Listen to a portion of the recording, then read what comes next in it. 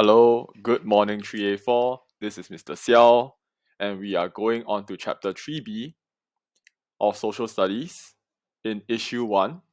Issue 1 is citizenship and governance. Chapter 3 is on the role of government and citizens.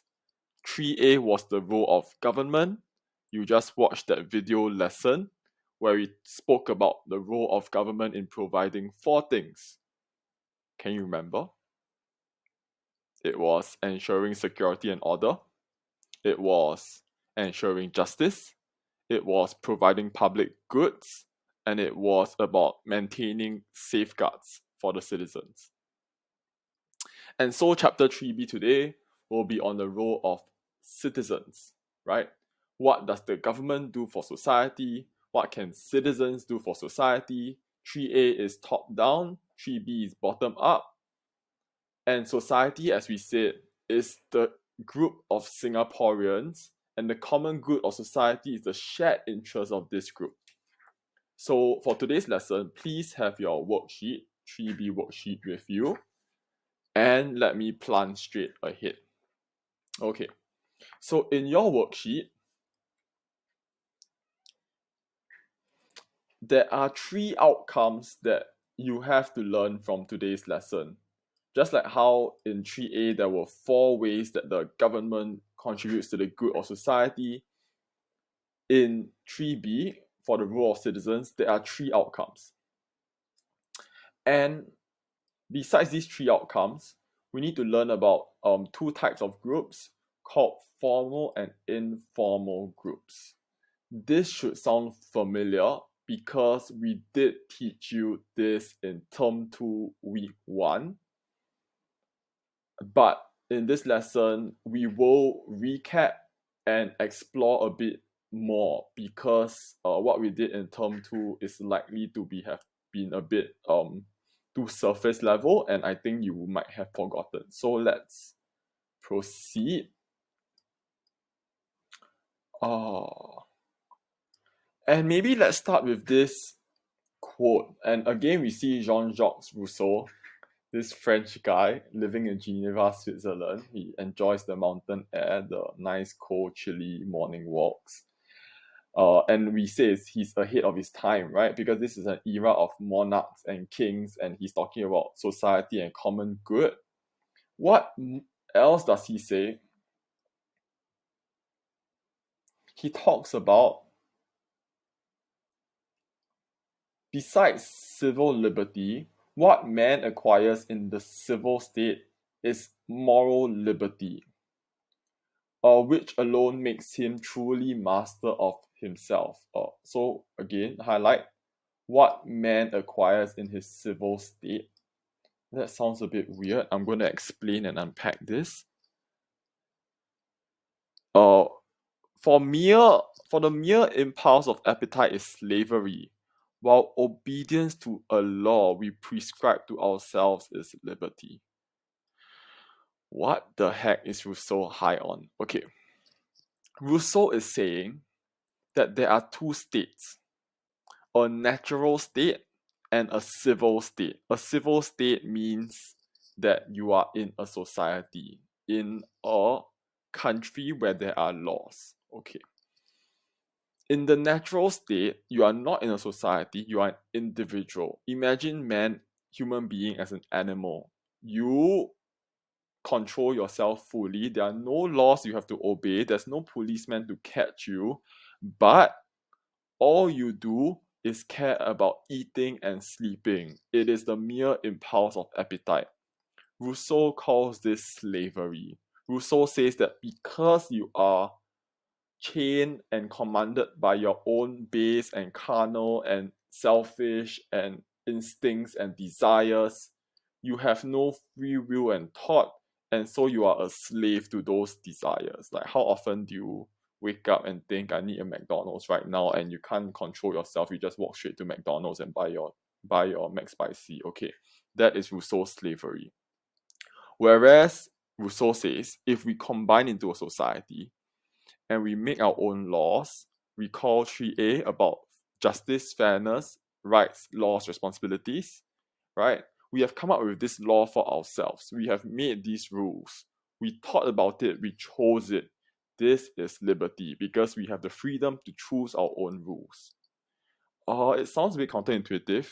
If you have a rule and you have a law, that's freedom.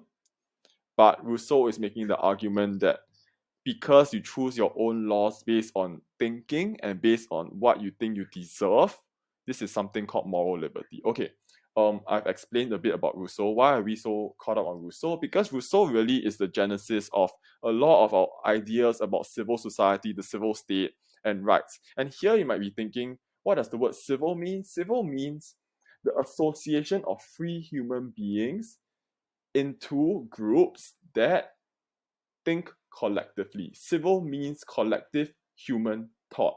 Civil means collective human action. The most obvious example of a civil state is our country. Singapore is a civil state. We gather in a group and we form a government that thinks collectively.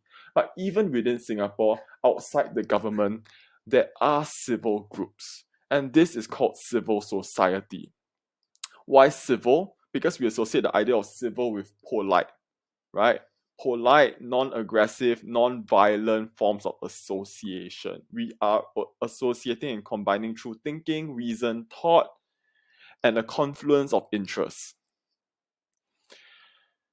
Okay. So let me give you a typology of three sectors in society. There's the public sector. And this is what we think of and associate with government, with common rules and resources. And the most obvious example here is common public goods, right? The public sector. The government provides takes taxes, but provides highways and trains. Okay. Then there's the private sector. And that is you and your family and businesses that run themselves presumably without any need for the government to come in on a day-to-day basis or to give any money. You run your own life. You are the master of your own life. Okay. So there's public and private sector. How are these different? Right?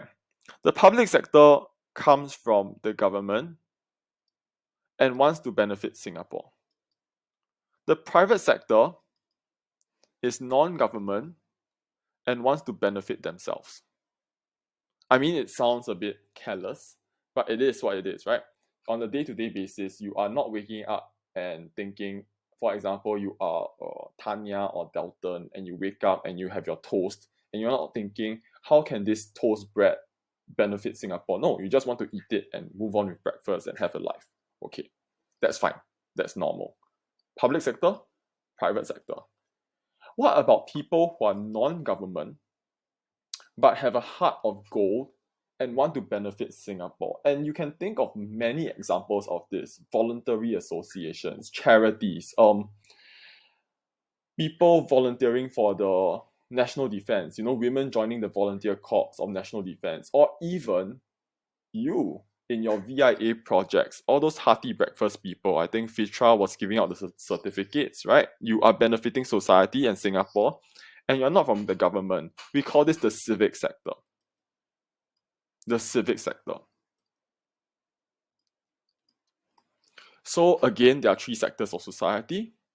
From the government to benefit Singapore, because that's what they're paid to do. That's the public sector. Teachers are in the public sector. We are paid to serve society by teaching you. From non-government to benefit themselves, individuals and businesses, that's the private sector. You lead your own lives. No one is forcing you to work for Singapore every day. But there are also people with hearts of gold in the outside of government that want to help society, and we call this the civic sector. Three sectors. And you might have realized today's lesson, the role of citizens. How can citizens work for the common good, the public good, the good of society? We are really looking at the civic sector. Does that make sense? Right? We are looking at this. So this answers the question of who else works for the good of society. So besides government, it is the civic sector.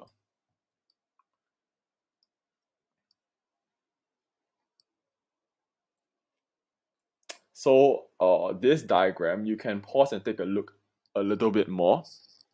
This is the public sector, this is the private sector, and this is the civic sector. And in the civic sector, you will see many examples, professors, community organizations, social organizations. So this would be like um, Habitat for Humanity or other volunteer groups, religious groups. Think about churches that collect money and do charitable work. Example, etc., etc. So 3 sectors.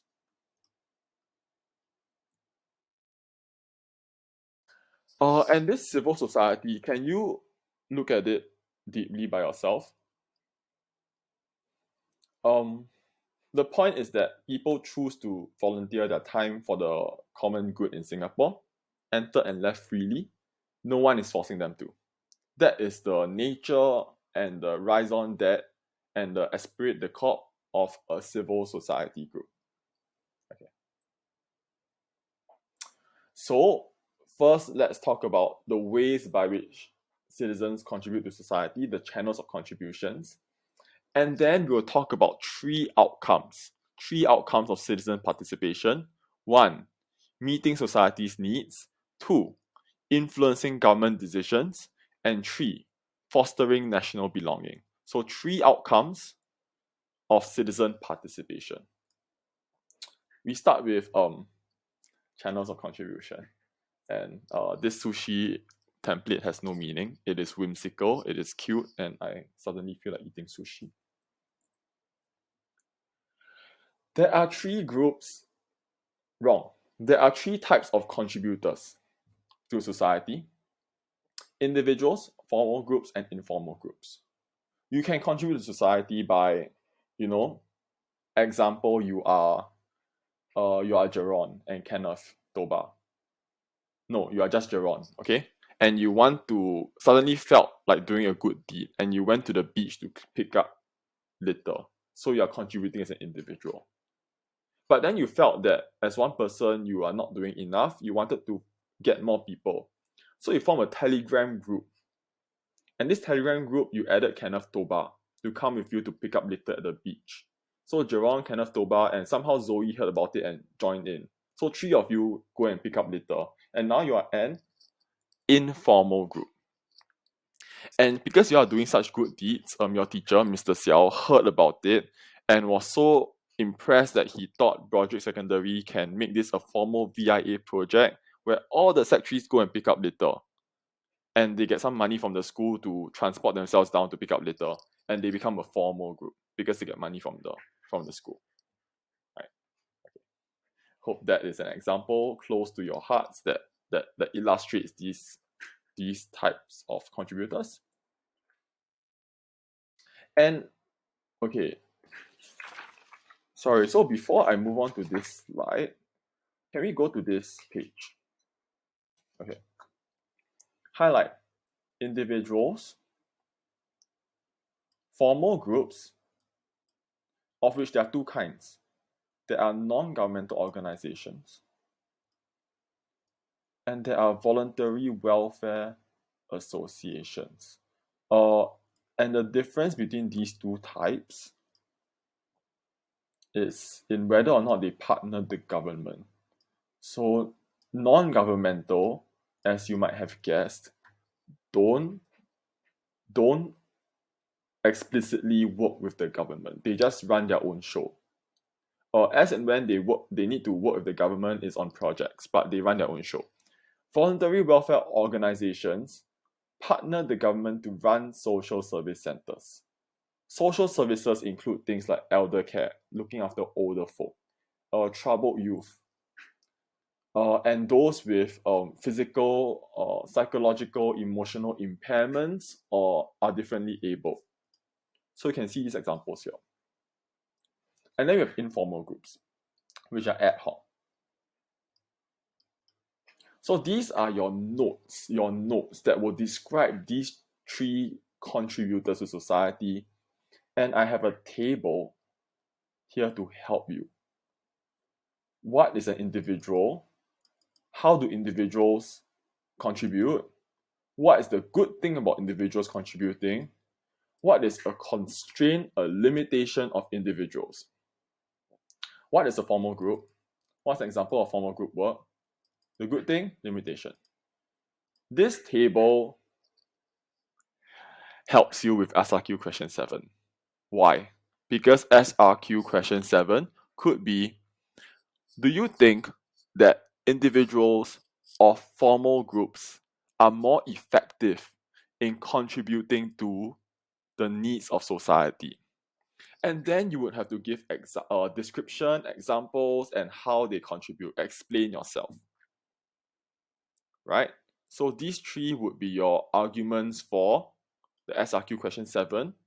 And at the end of the day, the limitations help you with the weighing. Which one is more important? Individual, formal group. Okay. So please read, take a look, take notes. And now we're going to do this roadmap. Citizens participate in society, right? First, they contribute by what? By meeting society's needs. Can you write that down? Meeting society's needs. Second, they contribute by influencing government's decisions.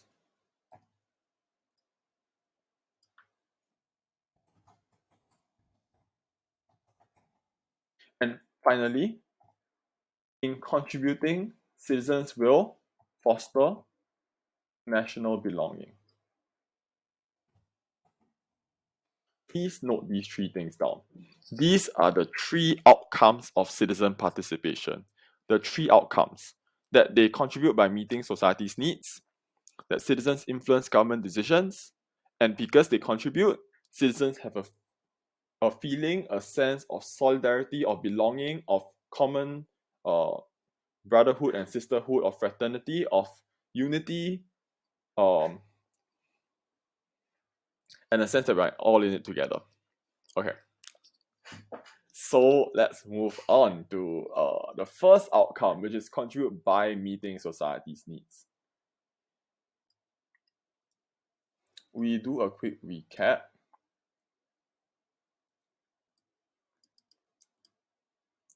What are needs? Youth.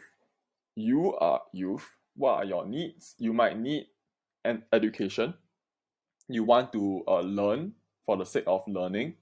And more practically, you want to have a O-level and A-level certificate so you can get a job, get into university, or get a good life, blah blah. Okay. You need entertainment. Every time you open your PLD and secretly play your Pokemon games in behind your screen, or you take your iPhone and play Genshin Impact or what Brawl Stars, or I'm so out of date. Okay, whatever. The point is you need entertainment, you need education. Working families, they need support for family needs. Maybe two working adults might need a caregiver to help with their young children. They need a home. Elderly need companionship, need healthcare, or need accessibility, maybe like the ramps for wheelchairs. Different groups in society have different needs. If it sounds familiar, we did this in term 1 under chapter 2 on trade-offs.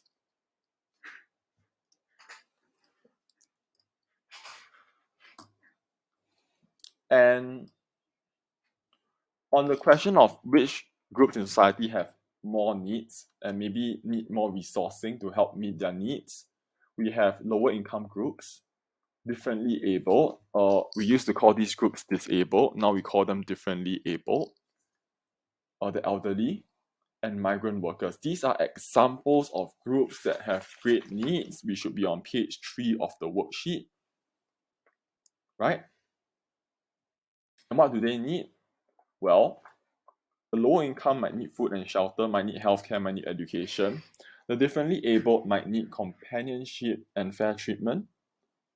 Migrant workers might want and need decent living conditions and inclusion in society. Okay, how can citizens contribute? I've done the first one for you. You can donate to food banks, volunteer free tutoring, right? This helps with the food, helps with the education.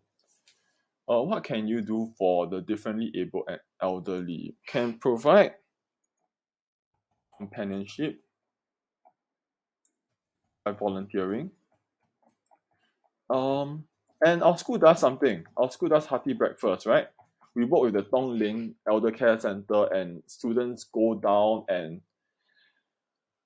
provide some food for the elderly, but more importantly, provide companionship and interact with the elderly. And this is meaningful because you're meeting their needs. So think about this. Think about the third box, how you can fill this in, and realize that this is all actually really integrated with your values in action projects. Values in action is precisely the question of how can citizens, how can you contribute to society. Okay, so we have individuals.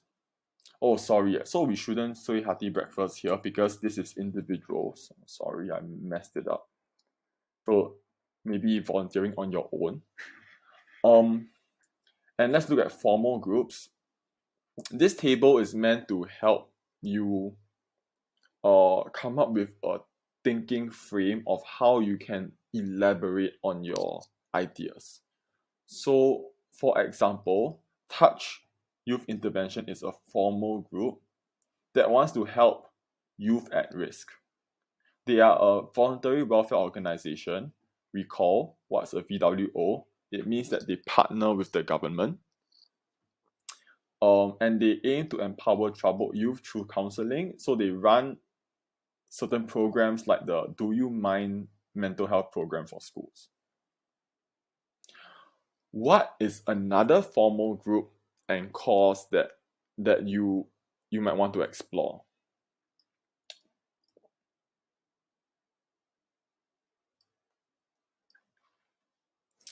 Here are 6 different causes that I've outlined for you in the slide.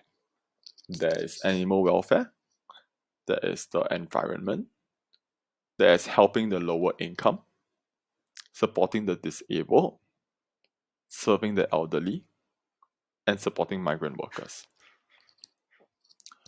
All of these are NGOs or VWOs.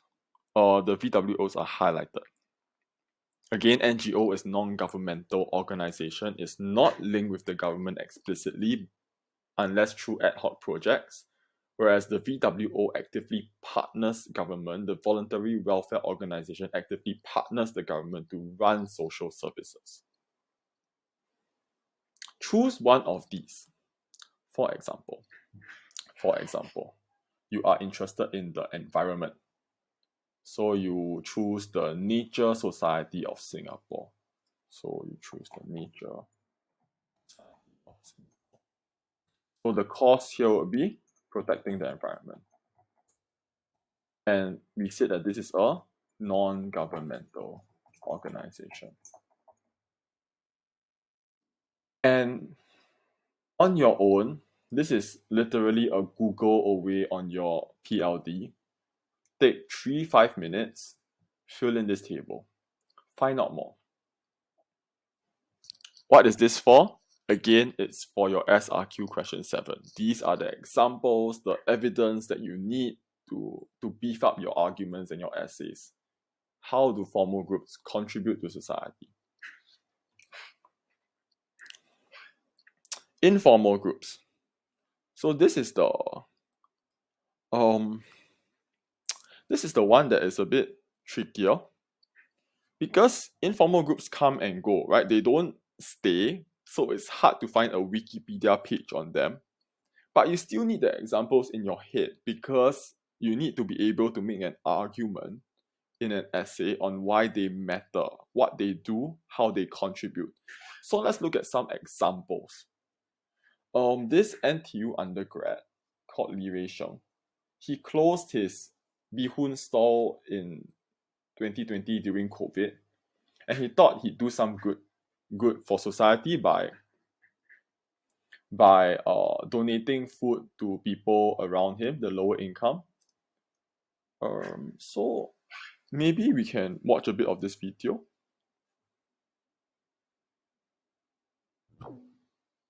My day actually starts at about 4:30 when I wake up, and then it's what, like 5 a.m. now.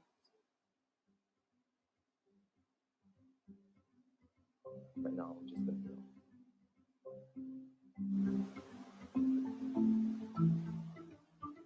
Okay, so because I stay in the east, right, and our kitchen is actually on the west, so it's actually quite a long drive all the way there.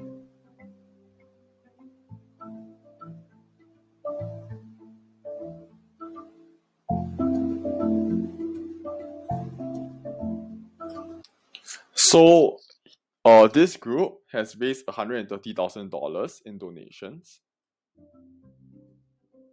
Even hit the first 10,000, I thought it was amazing, and then to hit the 40,000, I thought, wow, that's crazy, and to hit past 100,000, I thought that was completely insane. Actually, just want to say a huge thank you to everyone. All this excess money will actually be going and helping us upskill our operations. Right, they aim to donate 50,000 free meals to the needy. So right now we'll start prepping all the ingredients.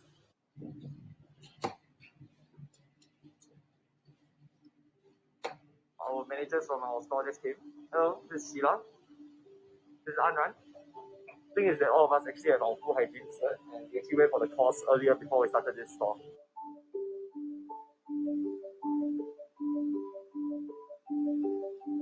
To be frank, when I was at home, I was just really, really bored, and together with my other managers, we were like, we have to do something. That's when we realized that we can make use of our skills and give back to society. Notice that he wasn't asked by the government to run this volunteering, donating free food campaign. He also didn't get money from the government. He raised it from the citizens, right? They really had this idea after their Bee Hoon store shut down. This is quite a good typical example of an informal group that arises because of the passions of citizens who want to do something, but you can't run an operation like this by yourself as an individual. So you gather your friends, your kakis, your group, your support, and you upskill. And I put this example precisely here in your worksheet on page 3. And I think this is an example you can really use in your essays. You can just describe the examples delivered, 1,500 packets, raised $130,000, aim to deliver 30,000 more. These are all evidences and numbers that support and illustrate your idea that informal groups, although they are ad hoc, they can come together quickly to make an impact, especially when the problem is not a long-term problem, but is a sudden problem that emerged unexpectedly. When the formal groups and government didn't have time to adapt as fast, and informal groups come and plug the gap. What else? Cleaning the beach. This is another good example of an ad hoc problem that suddenly appears. Why sudden? Because the beach trash, right? It comes with the monsoon season, and here I'm counting on the geography students to explain this. I don't know. I'm not as familiar with the monsoons and the trash link, but my understanding is that when there's more rain, and there's more seawater, and there's more trash. Okay, that's all I know. Sorry, I got E8 for geog. Sorry to my geog teacher. So there's all this trash that occurs in August. There's a specific time for it. It's a sudden problem. And people just step up, right? They just go and clean the beach. And one example is this is this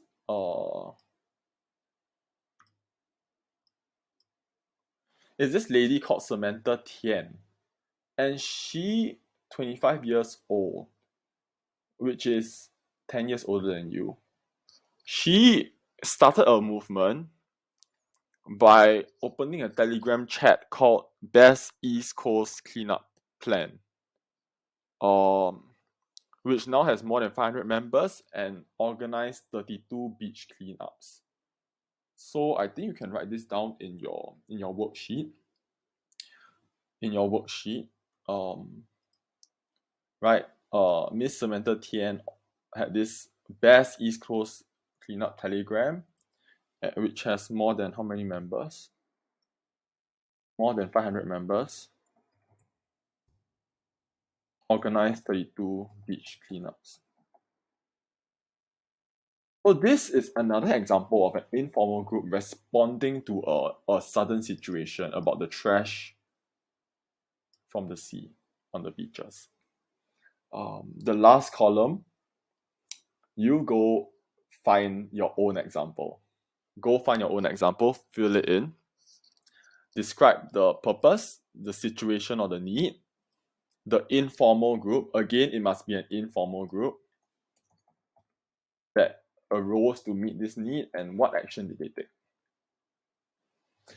With this, I have covered the three contributors to society, individuals, formal groups, and informal groups. And importantly, I want to show you that these examples are live examples that you can find on your own. But once you find these examples, please make sure to think through them, write them down, and remember them, because they will be your evidence and elaboration in your essays and arguments. Are formal or informal groups more important, more effective, more efficient, more needed, more desirable? I could frame any number of questions, right? But in the end, I'm comparing these groups. How to answer? Go back to your table on page 2, look at their strengths and their limitations, and think to yourself, which one do you prize more? Okay. And so we are done with the first role of citizens, which is to meet society's needs.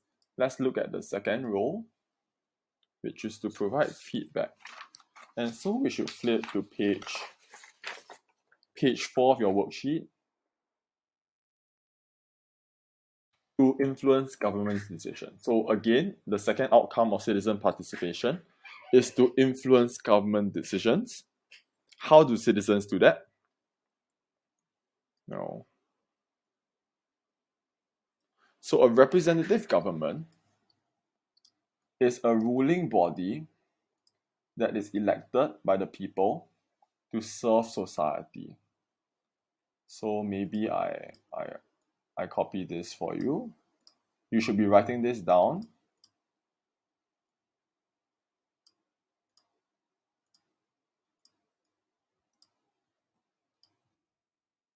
Here.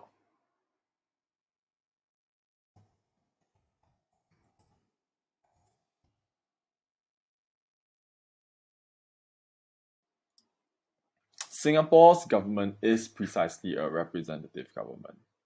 Okay. So if the government needs to serve society, they must first listen to what society wants, right? And one way they do that is by getting feedback from the people. And one example of this feedback, this is a big example that everyone knows.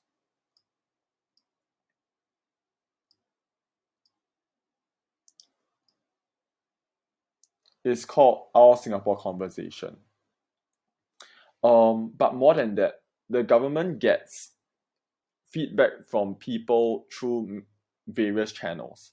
So the public consultation channel is the 2013 Our Singapore Conversation, where the government organizes and runs conference and workshops asking people to come and talk to government officers. That's called public consultation. There are also surveys. Surveys are, I think you might be familiar. Surveys are when someone hands you a form with multiple questions to gauge your opinions. So the government does do surveys of people. Do they agree that married couples should have more subsidy for childcare, things like that? Do they agree that we should preserve more land in Singapore for nature, or should we develop more housing estates? And finally, there's direct feedback. MPs hold Meet the People sessions. You can write feedback through gov.sg.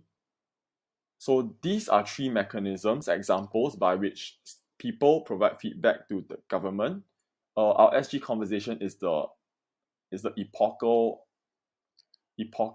example. In 2013, the government got many people together to talk about everything from discrimination to healthcare to education to values to aging. So, go look at your textbook. Go find out more. It was an interesting exercise in public consultation.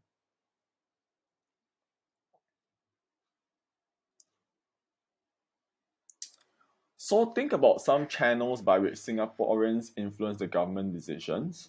I provided an example here for you. You can write this down in your worksheet. And please go and write out your other ideas in this worksheet. How can Singaporeans influence the government's decision? I think you should also put in the 2013 or Singapore.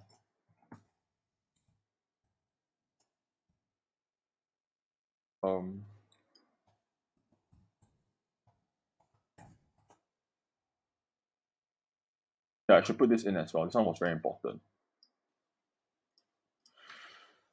Okay, find out more. Write down your thoughts. This one I give you examples on the slide already. Election, survey, direct feedback, meet the people sessions. Multiple things you can write in. And then let's go to the third outcome. So again, the second outcome was about providing feedback and influencing government decisions. The first outcome was meeting society's needs. Now the third outcome is a bit different. It's about fostering national belonging. 3 outcomes, again, meeting society needs, providing feedback and influencing government decisions. The third one is fostering national belonging. Why is it different? Because although we said that all 3 are outcomes of citizen participation, right? Because citizens participate, therefore outcome 1, we meet society's needs. Outcome 2, we influence government decisions. Outcome 3, we foster national belonging. These are 3 outcomes of participation. But for the first 2, citizens are participating by meeting society's needs. You participate and you go and meet their needs. You participate by telling the government your thoughts. This third outcome is really a consequence of the first 2. Because you have sought to meet society's needs, because you have tried to influence government decisions, all these activities have led you to create a sense of belonging, a sense of nationhood, a sense that you are really a Singaporean, proud to be a Singaporean, here to serve Singapore, and you want to have a say in what Singapore does. In other words, these 2 outcomes lead to the third one. So that's the difference. But in general, all 3 are classified in our social studies syllabus as outcomes of citizen participation. So I hope I made that distinction clear. There's some analytical clarity in how you approach this chapter. And let's go to the third outcome, national belonging. This really should recall chapter 1, citizenship, on national belonging, sense of belonging. Let's go to page 5 of your worksheet.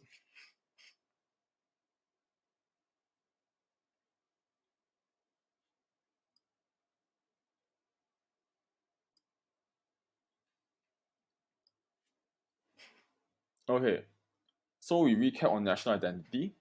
Singapore is here. Our little red dot, as Habibie said.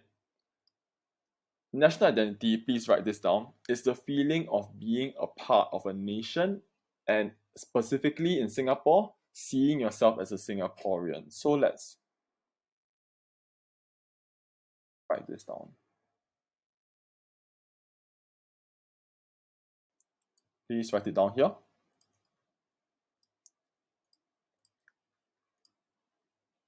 And a stake in society, a stake in Singapore, is about caring for Singapore and wanting Singapore to do well. So I'll give you some time to copy this down.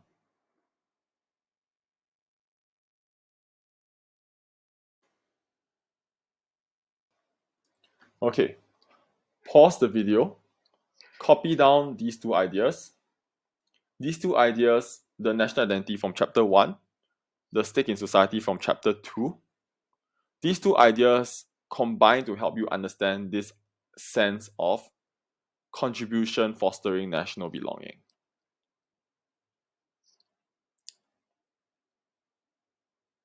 So the key idea here is that we want to build a national identity. We want to build this feeling that you are part of a nation. One way to build this idea is to give people a stake, give people a sense that they care about Singapore, they have a say in what Singapore does. And so the way we do it is we to link their livelihoods and to give people a voice in society. This should be familiar. It's familiar because the voice in society is precisely outcome 2, influencing government decisions. Because you are able to influence what the government does in Singapore, therefore you feel powerful, you feel like you have a voice in where Singapore is going, you have a stake in Singapore, and therefore you feel like you belong. Or because your needs are being met, people volunteer their time to help you. You feel cared for, you feel like you have a good livelihood, and so you now feel part of this Singaporean nation where all these people are coming together and combining to help you. And even the volunteers, right? As you volunteer to clean up beaches or help the elderly or meet the needs of the differently able, you see other Singaporeans in more desperate, more needy circumstances, and you have the heart to care about them. You feel bonded to them, and you feel like you really belong to this nation where everyone helps each other out. So you get a sense of belonging. This is an example of how the government solicits views. In this case, in Somerset, the government was trying to build this thing called a youth belt. Okay. So 10 years ago, government built Scape. Don't know who knows of Scape. People who skateboard, you might know of this place. A lot of skateboarders come here. Rufy, maybe you know what Scape. So Scape is a youth park in Somerset that came about because the youth told the government we want a place to hang out. So the government said, fine, have Scape. Now the government wants to expand the space for youth, people like you, to hang out. They want to create this thing called a youth belt under the Singapore Youth Action Plan, right? So read this case study, find out what the government did about reaching out to the youth, and think to yourself, if you had the chance to redesign Somerset so that it will be a nice space to hang out and do things that you like to do, skateboarding or whatever, do you feel like you belong to Singapore more? How? Why? In what ways? So write out your thoughts here. This will not be homework. You can try it on your own. Your homework will be on chapter 7. But this really just sums up some of what we have learned today. Okay. And so I've reached the end of my lesson for chapter 3. To summarize chapter 3b, right, there are 3 outcomes of citizen participation: meeting society's needs, influencing government's decisions, and fostering national belonging. And these outcomes are broadly grouped under the umbrella of the question of what is the role of citizens in working for the good of society. And recall that citizens is one side of the coin, the bottom-up approach. There's also the other side, the top-down approach, which is what is the role of the government in contributing to society. By understanding both sides of the coin, government and citizens, top-down and bottom-up, in working for the good of society, we have an encyclopedic view of chapter 3, which is how can we work for the good of society. which has flowed naturally from chapter 2, when we learn about what is the good of society. Keep this in mind, keep these ideas in mind. Keep especially the role of citizens and governments in mind, because these roles will come out very strongly in chapter 7b, healthcare, and moving on to globalization. Okay, that's the end of my recap lesson on chapter 3. I know this will be a weird recap because I think you will have learned more in these lessons than what we really could cover earlier on, things you have forgotten. So please keep this idea salient in your head and complete all the blanks in the worksheet that I've given you. Okay, peace out, enjoy the holidays, have a good one. See ya.